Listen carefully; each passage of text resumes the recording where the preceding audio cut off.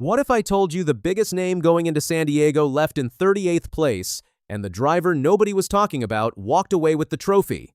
Sunday's race flipped the entire Cup Series on its head. A 23-year-old part-time driver just walked into San Diego, beat the points leader, and stole a race nobody thought he could win. And the man everyone expected to dominate? He finished 38th. This is the story of how Heim turned NASCAR upside down on Sunday at Naval Base Coronado. Let's start with what makes this so wild. Heim is only 23 years old. He's from Marietta, Georgia. He drives the number 67 Toyota for 23XI Racing, the team owned by Denny Hamlin and NBA legend Michael Jordan, and Sunday's race was only his 13th Cup Series start ever. Most drivers spend years and years trying to win their first Cup race. Heim got it done in his 13th try. He came into this season as the defending Craftsman Truck Series champion. He's one of Toyota's top young drivers. And next year, in 2027, he moves up to Cup racing full-time with 23XI. But nobody, and I mean nobody, expected him to win this soon. The race itself was something special. NASCAR's top series rolled into Naval Base Coronado for the very first time. It's the first major NASCAR event held on an active military base. The track was a 3.4-mile street course called the Qualcomm Circuit, with 16 tight turns. Fans could see aircraft carriers, Navy ships, and water all around the base. About 1 lakh fans packed the place over Father's Day weekend, with the country's 250th birthday celebration as the backdrop. It was a huge moment for the sport. Now, before the race, all the talk was about one driver, Shane van Gisbergen. He's the road course master. He won pole position. He came in chasing what would have been his 8th career win on a road or street course. That would have made him the active leader among all Cup drivers in road racing wins. The hype was real. But racing has a funny way of breaking hearts. Van Gisbergen led the first 3 laps. Then Ryan Blaney passed him as drivers started saving their tires. Things got messy fast.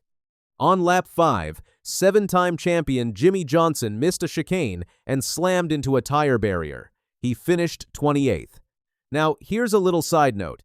Johnson said this was his second and final Cup start of 2026, and he's already announced the 2027 Daytona 500 will be his last race as a Cup driver. Then disaster hit Bubba Wallace. His pit crew didn't tighten a tire properly. The wheel came off under green. NASCAR gave him a 2-lap penalty. His race looked over before it even really started. Christopher Bell wasn't fully himself either. He's still recovering from a broken left wrist after that crash at Michigan back on June 7. So during a caution on lap 13, an 18-year-old kid named Brent Cruz climbed into the number 20 Toyota as the relief driver. Bell said he got out as a precaution, not because of pain. Sadly, Cruz didn't last long. A gearbox problem ended his day on lap 28. But the moment that really changed everything came on lap 32. On a restart, the front of the field fanned out into turn 1. Connor Zilisch and Austin Hill made contact while battling for the lead. Behind them, things went chaos. 9 cars got caught up in the mess. Zilisch hit the concrete barrier hard. Van Gisbergen, his Trackhouse Racing teammate, also got swept up.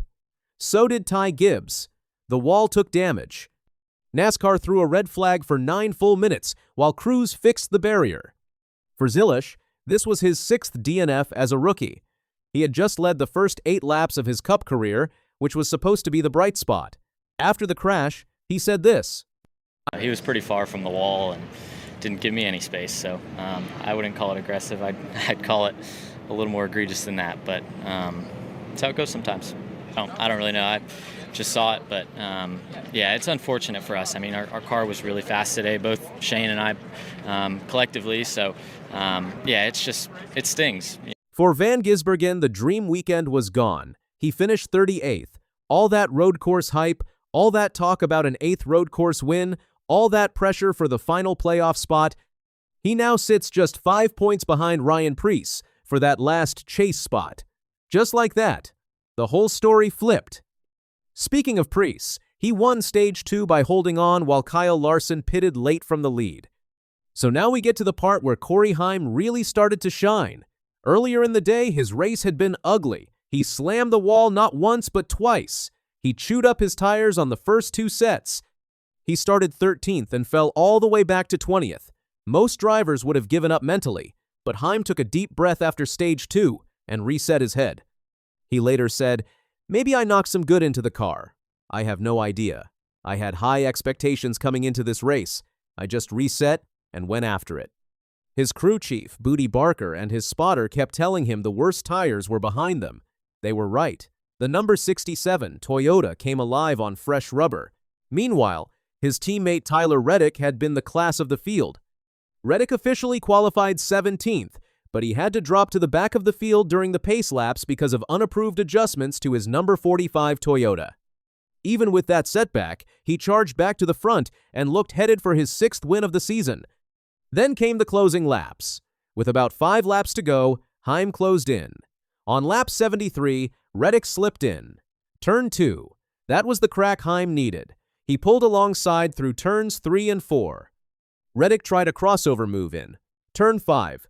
The teammates banged doors. Reddick pushed Heim toward the wall, and Heim bounced off it, but Heim held on. A few moments later, Reddick suffered a flat left front tire. His race was done. He limped home to 25th. First and foremost, congratulations to Corey. I tried to battle back and overdid it. I really did. I ran him straight in the wall, and that wasn't right. So I wasn't going to pass him for the win that way. That's for sure, especially a teammate. And Heim cruised to the checkered flag, winning by 10.365 seconds. That margin is the biggest by any first-time winner since Hall of Famer Alan Kulwicki at Phoenix back in 1988. Bubba Wallace, who fought back from that 2-lap penalty, finished second. It was a 1-2 finish for 2311 Racing. Kyle Larson took third. Zane Smith was fourth. A.J. Allmendinger rounded out the top 5. Heim's win added even more history. He's only the 8th driver in Cup Series history to win on his very first road course start. The last driver to do that? Shane van Gisbergen at the 2023 Chicago Street Race. Heim also became the 3rd first-time winner of this season, joining Ty Gibbs at Bristol and Carson Hocevar at Talladega. It was also the 4th straight win for Toyota, and it ended Denny Hamlin's 3-race winning streak. Right after the win, Heim was almost in tears. He told reporters, "I'm speechless. I hope I don't wake up from this dream." Kyle Larson, a 2-time Cup champion, gave him major respect. He said, Corey Heim, that's really cool. He's a super talented race car driver, and neat to see somebody get their first win, especially at a challenging track like this. So, yeah. Hamlin, who finished 14th and is now just 8 points behind Reddick in the standings, was honest about Heim's future. He's been good at road course racing anyway, but man, he's, as Blaney said, he's going to be a problem.